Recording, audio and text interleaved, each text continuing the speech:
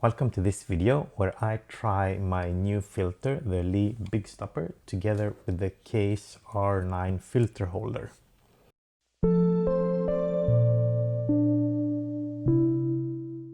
Alright, so I recently bought this filter. This is the Lee Big Stopper, and it's a filter that is really dark, which reduces the light coming into the lens by 10 stops.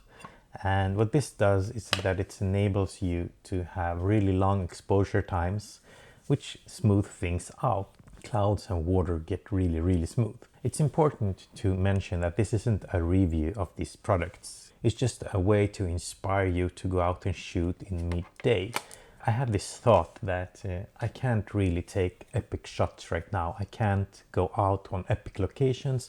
I can't go out on epic light. Right now I'm almost always limited to go out in midday. So I planned a small walk on 2-3 hours and went out one day, took my filters and my camera and went out looking for something pretty ordinary to shoot.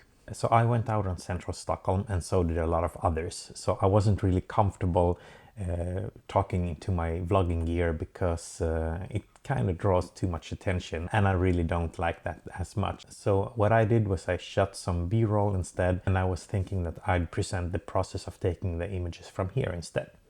Central Stockholm consists of roughly 14 islands, so it's really not that hard finding water. It's everywhere around here.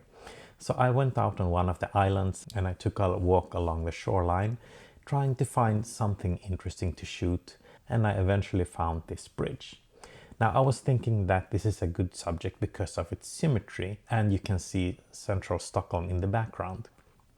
The light itself was really flat, it was really cloudy, and it acted like a big softbox, and that made the light have no direction or kind of quality whatsoever. So this long exposure time was really needed to make something interesting of this photograph. So I set up my camera, I put it to roughly 30 seconds together with a filter, and I took this shot. Now with this photograph and this composition, you couldn't really see the water, the flat water. You could barely see the clouds moving. So I decided to try a different composition. So what I did was that I went to the end of the bridge and I set up my composition using the cracked ice as the interesting front element instead of the bridge, because that way I could use this 30-second exposure time that I got to flatten out the water, and it would be really visible in the image.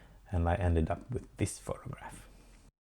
Now, it's important to mention that this was just a test. I went out on a random day and I hadn't planned this in forehand whatsoever. I just went out looking for something interesting to shoot and test my new filters to see if the filter would add any interest to the photograph. So I think I categorize my images in 3 categories right now.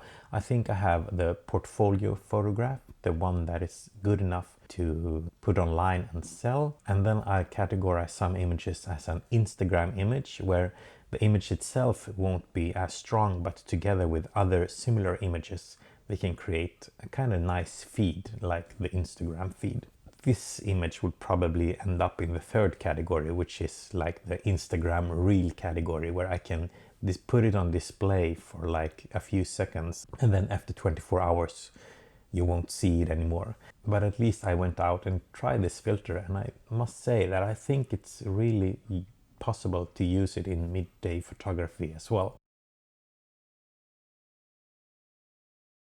So that's it for this time. I really hope that I might have inspired you to go out and shoot midday. The filter itself isn't really expensive. I think it's about $300 together with the holder. And as usual, comments, thoughts, suggestions are always welcome in the comments section.